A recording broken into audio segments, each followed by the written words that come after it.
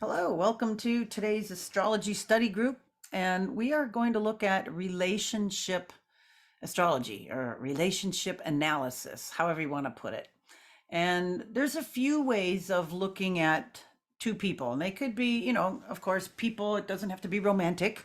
A lot of people want to know that. But I mean, we have so many relationships. We want to know how we get along with that person. And it could be again, romantic relationship. It could be, a business relationship. It could be a employee employer. It could be friends. It could be a parent teacher. It could be the teacher and the child. There's just so many. And usually you kind of want to know the ones that are, closer to you or important, or in your family. It's like, why do I always like that? My brother or just somebody, it's like he gets along with, but not with, it's like all these little questions and quirks and like, me and him get along or me and her, but not, nah, nah, nah. It's like, why is that? So we're going to start looking at that in the next few weeks. But there's a couple ways to look at that. And of course, the more information that we have, if you have, of course, the birth date, and in place, you don't always need the time. It's always better, because you get more with the time. You can get the actual house placement, you can get your rising sign, but you can still do a lot without knowing the time. And I don't want to dissuade people. It's like, no, I don't have their time and they don't have it or whatever. We can work around that. There's lots of things to do. And today we'll look at charts of people. Some have time and some don't. One, like in, a couple that one does and one doesn't. So we'll look at that. Okay, so relationship astrology. I was just basically giving you something to look at. There's a few ways that we're going to look at it. The first one is called synastry, and we're going to compare one thing to another. So we're going to kind of see. We're going to go look at the sun in one chart, compare it to the sun in the other one. We're going to look at moon to moon, Mars to Mars, Venus to Venus. But then we'll also kind of see other things like, oh, this person's sun and the other one's Venus are good here. And we start making these relationships between the planets because they're all having conversation. And if we know the houses, if we know both people's birth times, we'll see where the groups of house, the planets that are occupying the houses are, so we'll see if it's, one person has a bunch of stuff and is it squaring the other person's bunch of stuff? And then what houses are they in? So that tells us a lot of stuff. So we'll just kind of start broad and then narrow in, make it kind of easy to narrow down. So let's see, I've kind of pretty much told you this. What do I want to tell you here? This is kind of good. Planets and luminaries. The most important planets and luminaries in synastry, this is one person's opinion, are Moon, Venus, and Mars.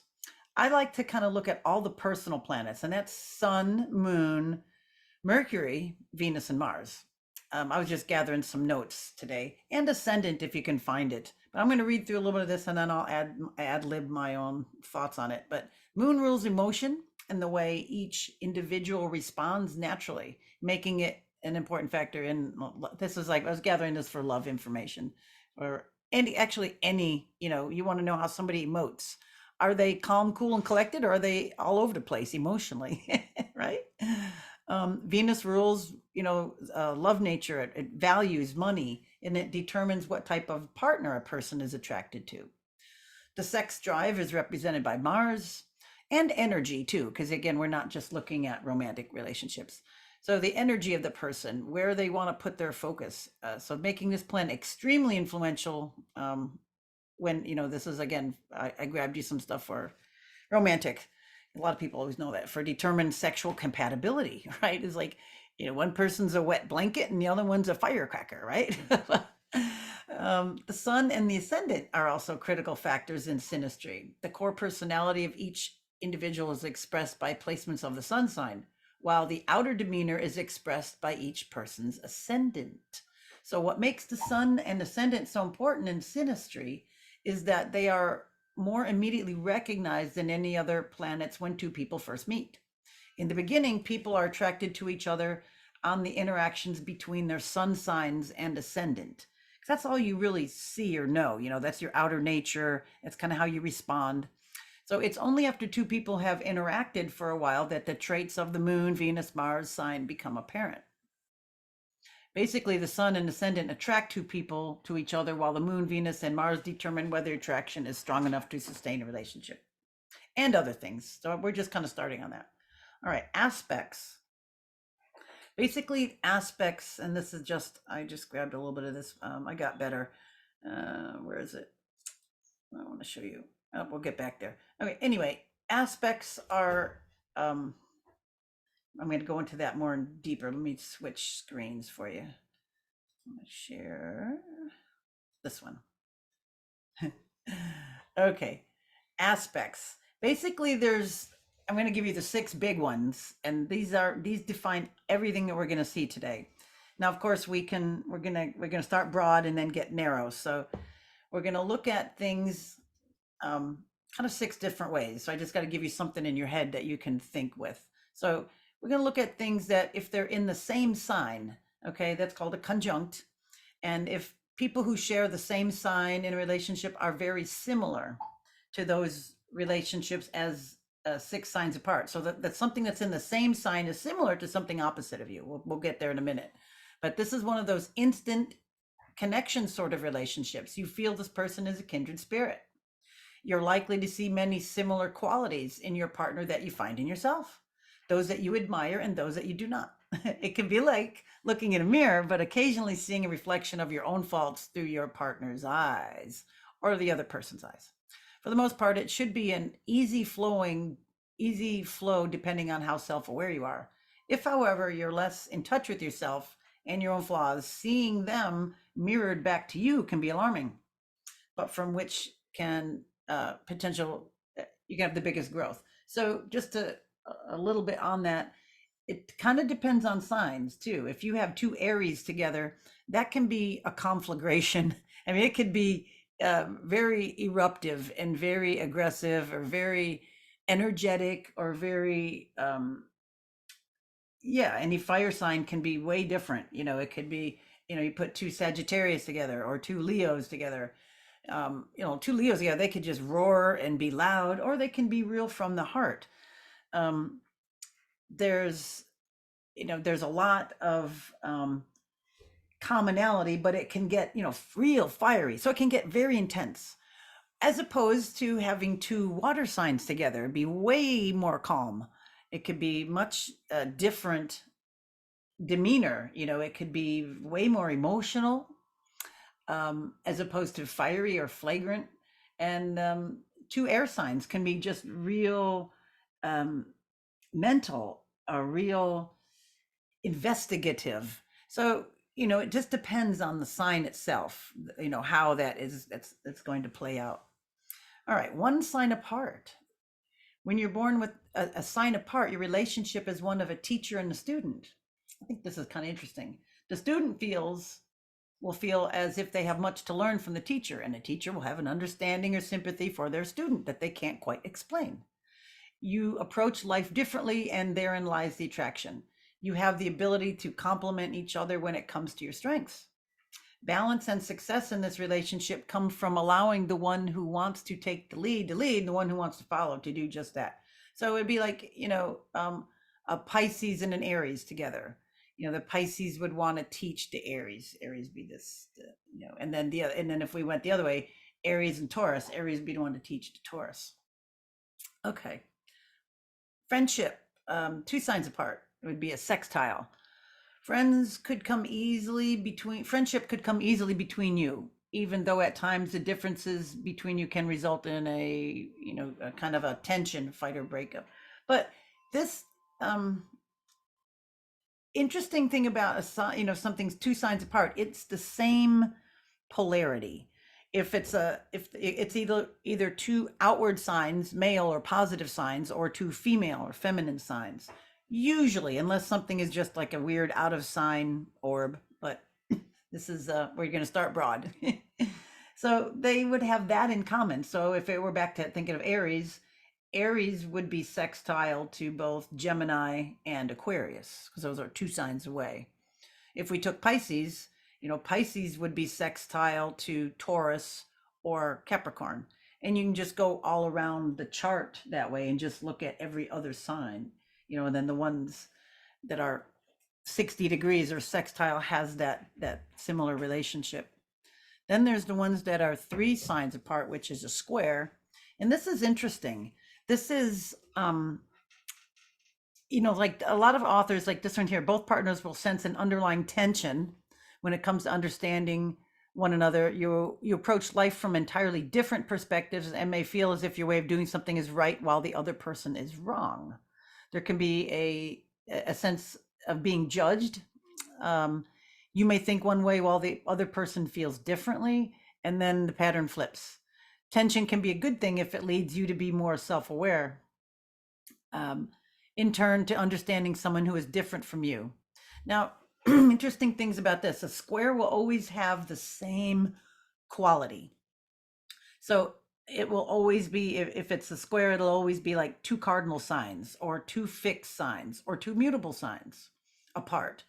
And that's interesting. You think, well, why is it when something is, the element is the same, that's all cool? Like if you have 2 earth signs and they get along better because the element is earth, but why not 2 qualities? So we have the inherent tension of the square, and it's kind of a point of view because it does make movement, it does create movement. That's the best word I can think of at the time. I'll come up with another one, but that's it's if you think about a natural square in seasons, that's where it'd be the like the beginning of each season. It would be all your equinoxes and your solstices. Those would be the first day of the new season. The pagan holidays also celebrate the middle of each season. So those are other points of reference. That's like the 15 degrees of the middle of the sign. The next sign is kind of like the different holidays that are celebrated. So those are let's see, I'm trying to remember some of the names of them. Imbolic, what is it, Samhain? I can't say it. Samhain. I can't remember that one real. Beltane. So those are in the middle of the seasons, those signs. And the reason I'm just saying this is that you would have that in common. So even though there's tension, say if you have 2 cardinal sign people, they would, I think, get along in a certain way, because you're both, like, say your both sun signs would be cardinal. So you're both going to understand that initiative tendency. You both want to initiate. It's like, as opposed to if you had 1 cardinal and 1 fixed, somebody wants to get something moving and the other one just wants to sit. So that could be kind of tense. And then a cardinal to a mutable, or just say the fixed to the mutable, the same thing. The fixed just wants to stay and then the mutable wants to move on. So that could be out of sign disharmony. So there's a lot of kind of good even in that, because you still have something in common. It's like if you both have fixed moons, you're going to emotionally be, like fixed. You're both going to be a certain way. Okay, we'll get a little bit more on that, but just so we're not fearing that or thinking that, oh, something square is bad. It's not. It's tense, but again, it's like I'm a cardinal sign person, and sometimes, like, if I'm around too much fixed energy, I just get really frustrated. And it's like, I want to move, I want to roll. I just can't stand to be like tied down. I'm sure a fixed person feels that way around me. It's like, wish she'd just settle down and just continue, not want to do something new until this is done. Okay, the next one is like 4 signs apart, which would be a trine. And that is supposedly ease and flow, because they're the same sign. They're the same element. So again, if it's that many apart, you would have, like, say, Aries to Leo or Aries to Sagittarius. Those are all fire. Or if it were a earth sign, it would be, say, Taurus to Capricorn or Taurus to Virgo or Capricorn to Virgo. Those are all, earth signs. And that's good because then there's a resonance on that. There's a commonality. You feel similar, you think similar, your basic approach to life is pretty similar. But the downside of that is it could get boring. It could be no power. There could be It's just the same. It could just be same. Nobody does or makes a move to do something different. So it can get boring. And that's the downside of that. The next one is kind of a strange one, and it's kind of like the first one, but different.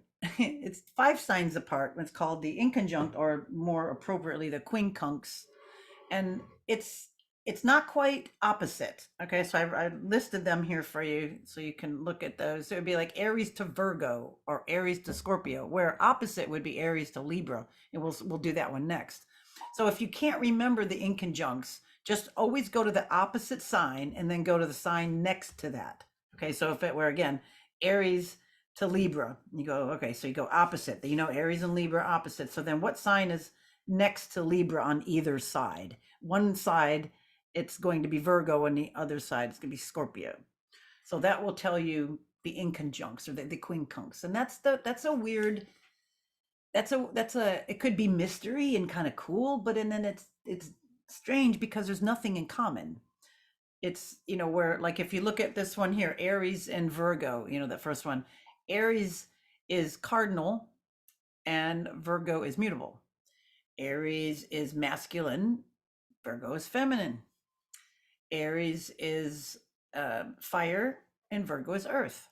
So there's not a lot in common there. So that could make for how you don't know what to talk about. You don't know what to act or how to act because there's like not a lot of common ground. So hopefully there's not a lot of these.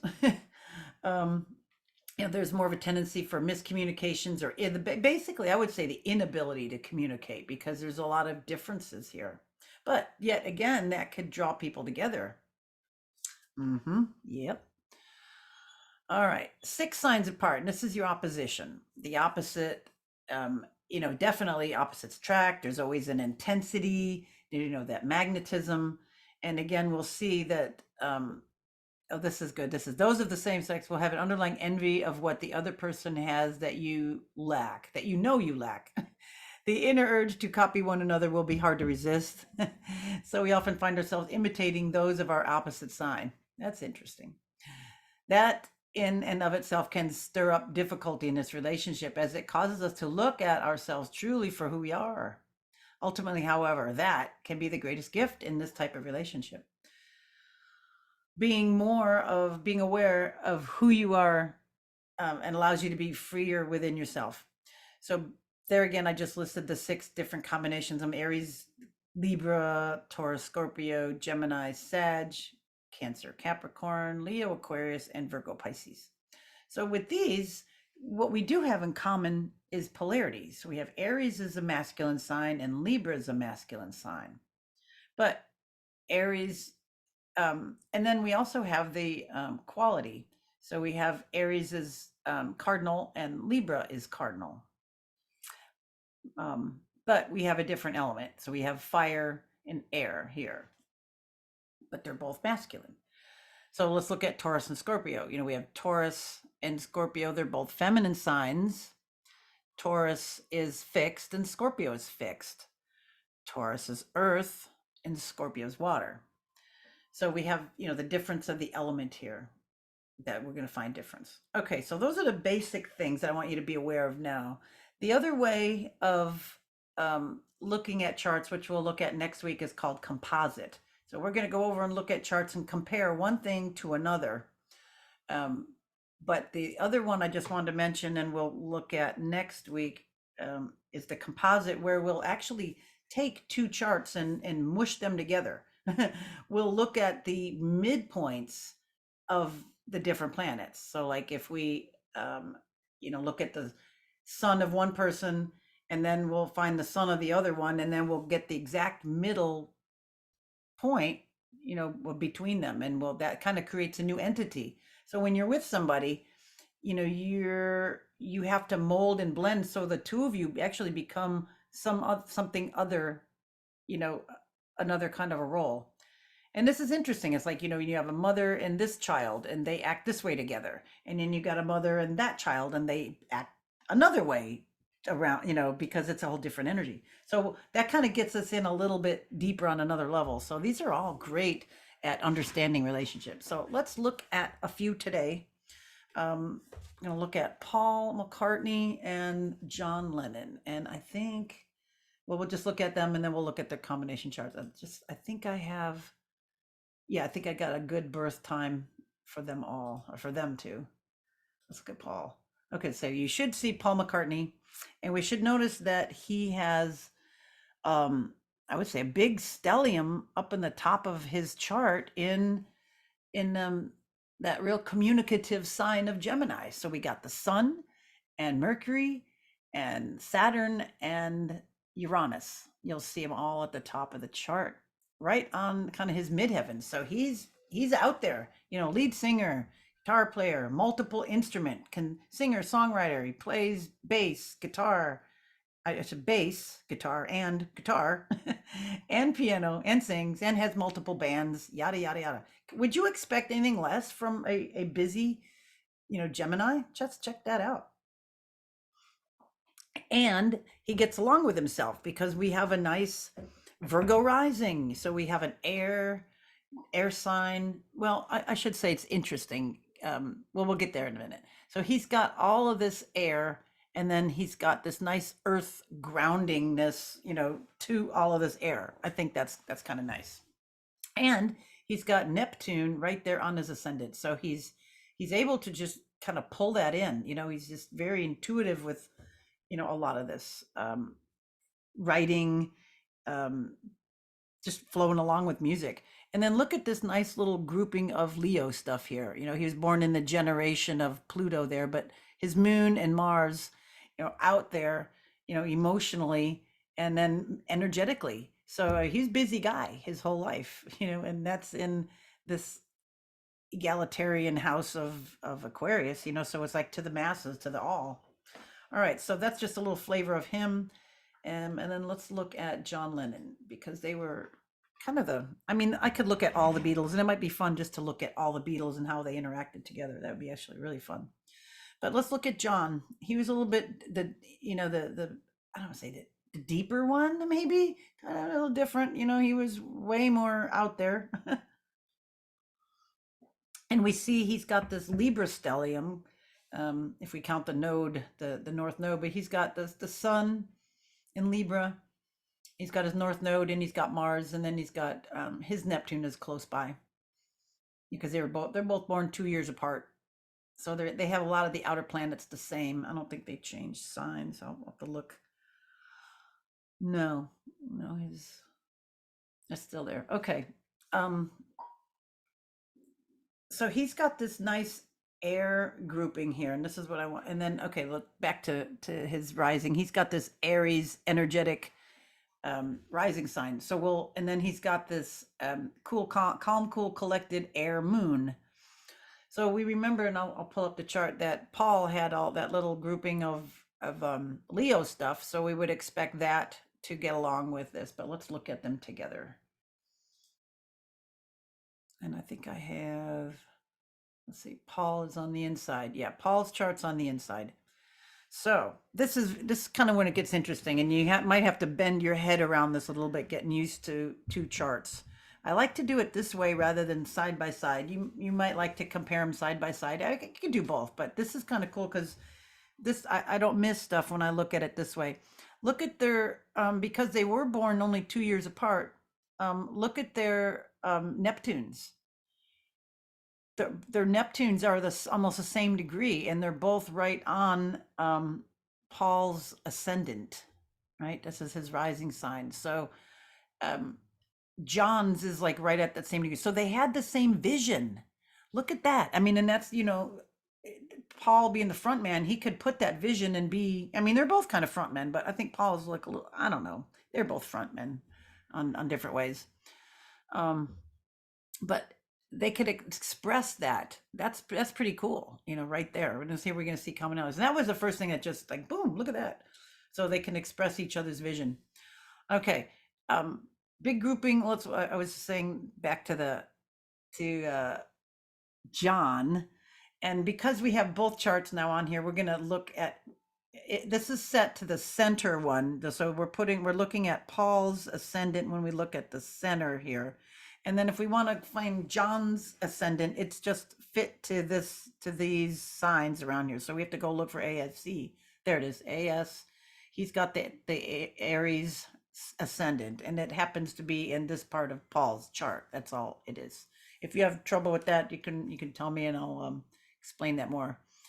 Um, but here's his Aries. Okay, so now we're just going to look at the degrees, kind of, and we'll see John's ascendant at that 19 Aries is almost exactly trining Paul's moon at 17 Leo. Okay, so I'm just seeing the degrees. We don't always have to go sun to sun, moon to moon, but we will. We'll get there. We'll look at all of that. But the degree things pop out to me kind of right away. So we're going to see um, uh, John's outer nature, that Aries abruptness, that get along with Paul's moon. So that's that's a real good thing to have a partnership, that somebody that can jive with your moon, your feelings.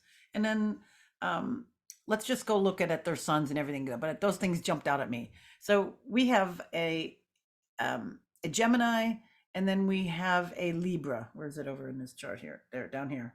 Okay, so we should think in our minds, Gemini is air. Okay, it's mutable air. And then we have cardinal air. So we got air, air. Okay, so that's good. They're 10 degrees apart, but that's an air sign. So they both have that, we got this big vision, and that kind of goes along with that Neptune stuff of that feeling. They both got that vision, and they both can communicate it. That's amazing. Maybe that's why they're both of them good songwriters, and both of them got along, and they both, the Beatles music was amazing. It's still timeless. It'll always be. But that's really cool. It's like the suns just get along on that level. All right, let's look at their moons. We have a Leo moon, and then we got an Aquarius moon. Oh, it's opposite. They're not quite by the degree, but we have some opposition, so that's good. So we've got a little tension. No, won't get lazy. They can see, each of them can see the back of each other's head. So each of them say, hey, put that hair down in the back or whatever. So that partners can have good things. I like some oppositions in a partnership because that's what attracts. You got some opposition, and one can feel with the emotions, hey, this is this way, and the other feels another way. So that's a good part of the relationship there. And then it also, you can see that it's also opposing, let's see, the outer guy, John's moon is opposing, not only, by degree now, it's even more so. We had moon to moon, but it's opposing Paul's Mars and Paul's Pluto. So look at that. It's like, right, it's actually in the midpoint of them both. Look at that. It's 3 degrees, and then this is 2, and that's 4. So it would be right in the middle. So that's even more interesting if we were to do a little deeper dive. Just that this is so close in degree, 2 degrees and 4 degrees. There can only be one other point in here is 3, and it happens to be, his partner's moon, or his, whatever, John Lennon's moon. Wow. So that's even more special. The fact that moon is between those two planets. It's just strange when you start looking how things line up, but there's some tension there. We have that, but that created some movement. It wasn't just dull. All right, let's look at the minds, how they communicate. So if you want to see Mercury, you always look for the sun, because it'll always be close to the sun. So we have the Gemini again here in Paul, and then in John, we have, he had the more penetrating mind. You see it down here as Mercury is in Scorpio.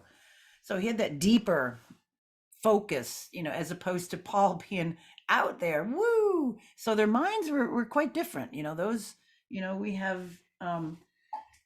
we've got quite the difference with that. They've got that inconjunct going on. So maybe they brought a lot of differences to the table. Both of them thought outside of the box and were able to maybe being English, they were polite and they could agree on a lot of their differences on the mental level. But those two, the mental thing, that probably created maybe some sort of tension, because those two planets are the quincunx, or the 150-degree angle. But that's just by element. Now, if we did the math on it, it's a little bit off, and it may be one of those really cool, crazy um, uh, degrees, that 51 degrees. So we'll have to look at that a little bit closer. I think that may be that double. What is it called? The octile degree. But anyway, that's just a side for those advanced astrologers that want to check that out. That because we see the difference of like 10 degrees, so we know it's going to be a little different. Okay, just don't worry about that. But we can see that at least one way that there's going to be a little bit offness by the sign. But I bet you they have that kind of that special um, odd degree. All right, nonetheless, let's go look at their Venus values and then we'll move on. Okay, so we have um, Paul with a Taurus, a nice solid Taurus values. Okay, now we're bringing them down to earth. So that's probably going to get along with his own rising sign. Okay, so let's go to where John's Venus value is, and we've got it in Virgo.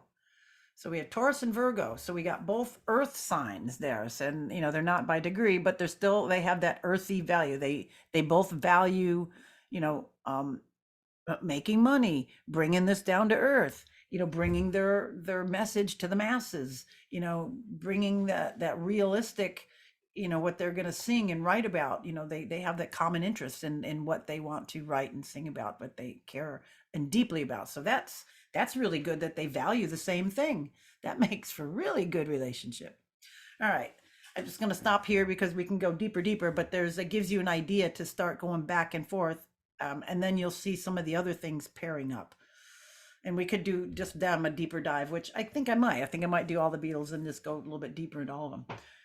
But I want to give you some more. Let's go to another musical duo, Donald Fagen and Walter Becker of Steely Dan. Pick them, and I have one of them's birth time. I could not get Donald Fagen's yet, but Walter Becker's is available. So I have this set up with the person that has the birth time in the middle. I mean, in the inner one. So I'll show you that in a second. But these two could like finish each other's sentences. They were really, really interesting together. There's such a work it's such an awesome work relationship, and the music they did and how they analyzed the stuff and they picked their musicians, everything was just totally incredible. So you've got Donald here with this big, with these big inner planets, Sun, Moon, and Mercury over in Capricorn. So that's going to give him that, he's going to be kind of the the business mastermind, maybe the down to earth one, that that cool calculating Capricorn, because he's thinking that way too, and he's got the sun there and the moon. He's close to a new moon. He's probably a few hours away from being born right at the new moon. Whenever sun moon are together, it's new. Whenever sun moon are opposite, it's full. So anyway, he's got this right at the midheaven. So this is a business, but it was also very calculated. I mean, they did amazing stuff on their albums, and they had turned into they just had so many studio musicians working with them, and they got the best. So let's look at both of them. Let's look at Walter real quick. I like to see them separate at first, and then you can get your mind together. So we've got a couple stelliums here. We've got a nice Libra stellium, and then we've got a nice air stellium down here, with most of these, except for Jupiter, personal planets in Aquarius, and then his sun just into the very earliest degrees of Pisces. Aries moon. All right, now let's look at them together. Let's see, do I want this one in the middle? Donald Fagen. Nope. Want him in the middle. First one. Nope. I got it right first time. Yeah, I want Becker on the inner one because we have his birth time. So Walter Becker, he was the lead guitar player, but they had so many other guitar players play on their tracks and stuff. It was crazy. So anyway, he's got a Sag rising. We know Walter, the guitar player, has the Sagittarius rising. And then we look just right here that Donald Fagen has Jupiter and Sagittarius right at that same kind of degree. And we noticed on the last pair that they had Neptune there, right at the, one person's rising. So these two, this is again, Jupiter makes anything where Jupiter is, it makes it larger. So Donald Fagan, you know, his Jupiter, and with that expansiveness there, and then all his Capricorn brain, just like found opportunity in Walter. And then Walter's, what he brought to the table was, he's got all this air. Look at all that air in his chart. We're looking at the inner chart. We have all that Libra, you know, trining over to all of that Aquarius. Okay, but let's look at him individually. That was just like, whoa, look at that. We've got the sun here. The suns aren't, they're kind of two signs away. They're a little farther, or a little, well, by element. So we've got an earth. It would be like sextile, an earth and a water. So that's good. That's a nice feminine energy. That's receptive. So that their suns are very receptive to each other. To each other's ideas. It's really nice. And then we have, let's see, where's Mercury? We have the Mercury here. They're close.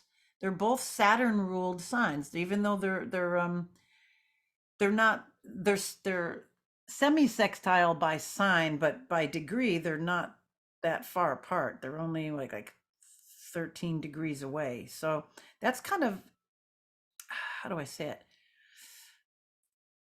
It's like you got that parent student, or I mean that student teacher kind of thing, but yet they're so close and they're so ruled. Both of these signs are traditionally ruled by Saturn, and kind of back under Donald Fagan's rulership here with that. But nonetheless, Walter Becker has all these Aquarian planets, which are also Saturn ruled. And then their values. We've got this. Both of them have Aquarius, Venus and Aquarius. So their values are very much the same. They have that same thought of how they're going to resonate with music, what they like. It's just that Aquarian, they got it there. And then remember, Aquarius is that sign it's different. It wants to be different. And then it's out there. It's egalitarian. It's for the masses. We're going to look at the masses and give this to them. It's kind of sort of elitist sort of a sign. But anyway, they have that same outlook there. Look at Mars. We got Mars there, and let's see, Walter's Mars is in Libra, and Donald's is in, where's Mars? I'm not seeing it right now. Oh, there. Okay, in Virgo. So we've got a Libra and Virgo. So they're right. They're kind of they're that 10 and so yeah. This would be kind of that same semi-sextile. So their energies are a little bit different. One's energy would be more air and cardinal, and one is more earthy and mutable. But yet they get along. They figured it out. And they're also like 2 years apart. So some of the outer signs are going to be the same. Saturn has changed. Saturn, went from, you can see in 2 years, I mean, it's going to move through it. Saturn goes 2.5 years through a sign. So you can see that one is in Leo and one's in Virgo. But you'll see a lot of the, the outer planets. We have Pluto, in both of them are Pluto and Leo. Where's their Neptunes? We got Neptunes both in Libra. And let's see, where's their Uranuses? Where's their Uranuses? Right here, both of them. Let's see, one just changed signs here too. 2 years. Yeah, look at interesting. Uranus just changed in Walter's chart, but yet they're still similar parts of the chart. All right, just looking for anything else. So there's a lot of similarities with these guys that overlap. Look at their what is it? I'm gonna see it. Neptune here. I lost it. I saw it off code. Anyway, there's a lot to look at. I don't want to drill in too deep on it, but we're seeing how people can get along or not get along. All right, one more. And we're gonna look at Donald and Melania. And this, I picked them because I don't know, they're well known for one thing, and how would I say? They're not, I don't get like, I think they're more solid. I mean, and they'd have to be. There's not a lot of the drama, on this pair. But let's look tighter at how they are, together. So we see Donald Trump, and we know his time. I don't know Melania's time, but he's born here at that 29. They call us. He's got 29 Leo right on his ascendant, and then we have Mars in Leo and Pluto in Leo. So we got a lot of that fire energy. But it's interesting with him; it's in his 12th house. Um, it's kind of I don't think the best place for Leo, but that's just interesting, that it's just like kind of all right there, sort of behind the scenes. Maybe there's a lot that we don't know yet. All right, but then there's all this, he's got this stellium here in Gemini, his Sun, North Node, and Uranus, and then we have this grouping here in Cancer. So he thinks a lot about home and family. He's got Mercury there, and he's got Venus there, and in this calming area, and then Saturn there as well. So this is what's interesting, if people can look at somebody through the eyes of astrology, they'll see through a lot of the lies that are perpetrated by media, by all kinds of things that paint wrong pictures of people. So interesting there with all of this Cancer here. All right, now let's look at Melania. And we see her with all this solid, except for Mars, all this solid grouping, stellium of this, Sun, Mercury, Venus, Saturn in Taurus. Nice stable Taurus, right at the top of her chart. Wow. And then what else? Oh, the moon. Her moon, because I don't know her birth time. Whenever I don't know somebody's birth time, I set them at noon. That way I can kind of figure the moon. Now, this kind of seems to fit her. She seems more stoic to me. Her moon, she seems emotionally reserved, in control. That Capricorn moon would definitely see there. But if we, usually the moon moves 6 degrees in, the half the day. So that would still put it at like 0 degrees Capricorn. And if I don't think it was the late degrees Sag, I think this is pretty right on. That's if she were born right at like 12:01 a.m. on the 26th, it may be at that time. So that's why I checked the moon, because I don't know her time. So I have to go forward 6 degrees and back 6 degrees just for the time of day. And that still again puts her, I believe, as a Capricorn moon. And that fits. And that fits nicely as a trine to all of this stuff up here. She's a lovely person. She puts off, I don't know, sweet vibes, lovely vibes. You can see it with this Taurus. Taurus is sensual and beautiful and secure, and she definitely has that vibe. And then that moon is making her, again, real stoic, not trashy, or, you never see her with boobs hanging out. I mean, I know she did modeling and stuff, but just she's classy, um, how she does things, how she dresses and puts herself together. And I don't remember hearing her, name bashing or anything like that. It's just like there's more of an elegance here. All right, let's look at them together. Together. All right, so let's look at the suns. I got Donald on the inner ring because I know his birth time. All right, so let's see here. Sun to sun, and those we have a Gemini and a Taurus. So this is funny, it's like he's kind of the student of her, you know. She's the teacher on a lot of things, because she's got the earlier sun on that level. Um Mercury. So we got his Mercury and then hers. So that's a sextile. So we've got an earth to a water, and that's nice. So they can communicate, that gets along. Their communication is good. That's nice to have that ease and flow with communication. I like that, to see that. Okay, so we had one sign apart and it was 2 signs apart. Let's look at their Venus values. So we have a Taurus, she's got that, and then he's got the the Cancer. So again, the same thing. It's like a very nice a sextile there with their values. They value the same things and they communicate their values to each other. So they have that. That's a nice thing between two people, especially to a married couple. I like to see the suns kind of sometimes different, which is here, and they're bringing a lot of differences because there's nothing these two suns have in common. Something right next to a sign right next to another sign has nothing in common, just like the 150-degree angle, except that it's close to the same season. It can both be in summer or both be in fall, or one could be the end of fall and the beginning of winter, but it's still the same, pretty much the same. All right, Mars. Let's see. So she's got her Mars now. It's interesting, all this stuff here in that solid Taurus, but then their energy is got more of that outwardness, more of that Gemini, a like for different things. And that is in a masculine sign, and his um Mars is in a masculine sign. So that gets along. It's Gemini, that's sextile, two signs apart.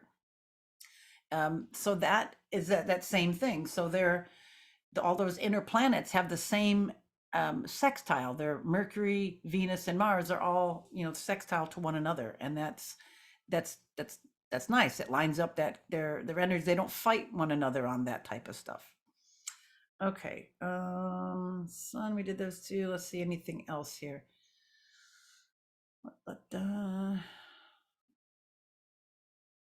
See, they're born quite a difference in years apart, so we'll see differences in other in the outer planets. They'll be way different. So I want to look at the moon. So he's got the Sag moon to her, probably her Capricorn moon. So that's again like that teacher student teacher relationship there, except see, he has the earlier moon, so he's kind of would probably be emotionally teaching her, because that's the one before. Interesting. All right.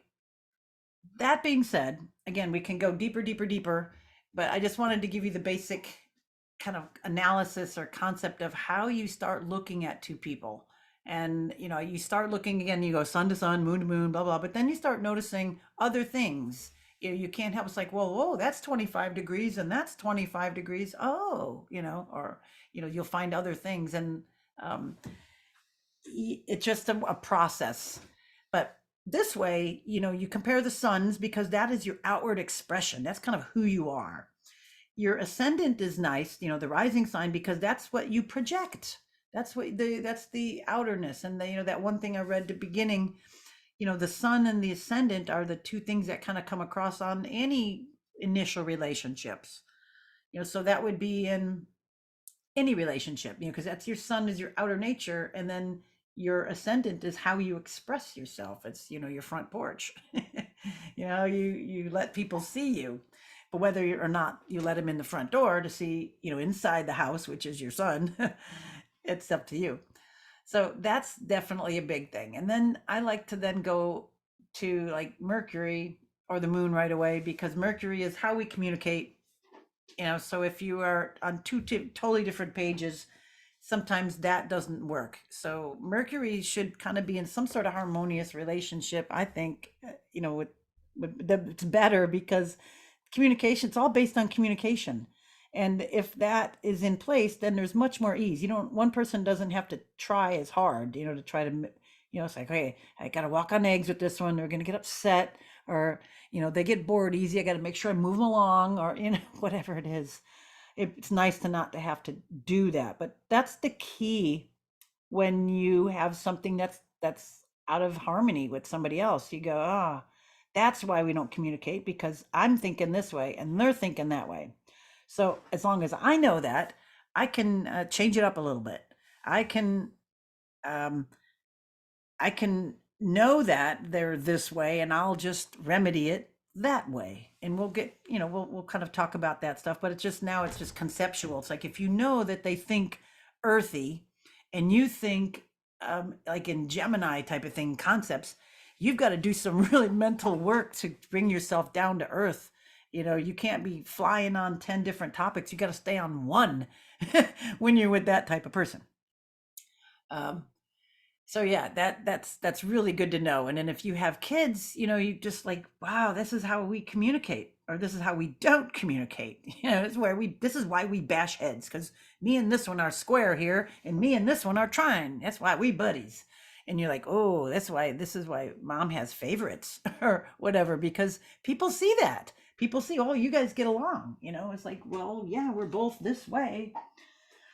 So this is powerful. This is really, really powerful to understand that. And the person that understands that gets to take lead of the relationship, and not just be a whim to the reactions that are here between two people. All right, so look at those, with charts, and then let me just show you real quick. I think I still have this one here. Hold on. I want to show you one other type of wheel. If I have it this way. Did I keep it? There it is. Okay. So here's like kind of like we usually how it looks, because usually you have two charts of somebody, right? So it's like one chart, and you just look for things, like look at the suns. Okay, so you go look on. Okay, you write it. Yeah, I might write it down. Like I have them written down here. So I have Paul 26, Gemini, and John at 16 Libra. So I just go look. If you don't know the distance of that, just you think in your head, what is Gemini? You go, well, let's see, it's a air sign, okay, and is it cardinal, fixed, immutable? It's like, oh, it's mutable, okay, and then go do the same thing to the other one. You go, what is Libra? Libra's an air sign. Okay, is it cardinal, fixed, mutable? It's cardinal. All right, well, we got air. All right, well, they're trine. Anything that's like the same element is trine, because it's just air, and then we already see the quality. One is cardinal, one is mutable. So anyway, this, if you do it this way, you can jot down your notes, and you go, okay, and then make yourself a little tally sheet, and just kind of go back and forth, and this gives you some sense of what to do between two people. So this one is called Synastry, and the next time we'll look at Composite. All right, thank you for making it through here. I know we talked a little techie, but grab your charts, start analyzing one to another, and we'll go through more next week. All right. Thanks for watching. Bye for now.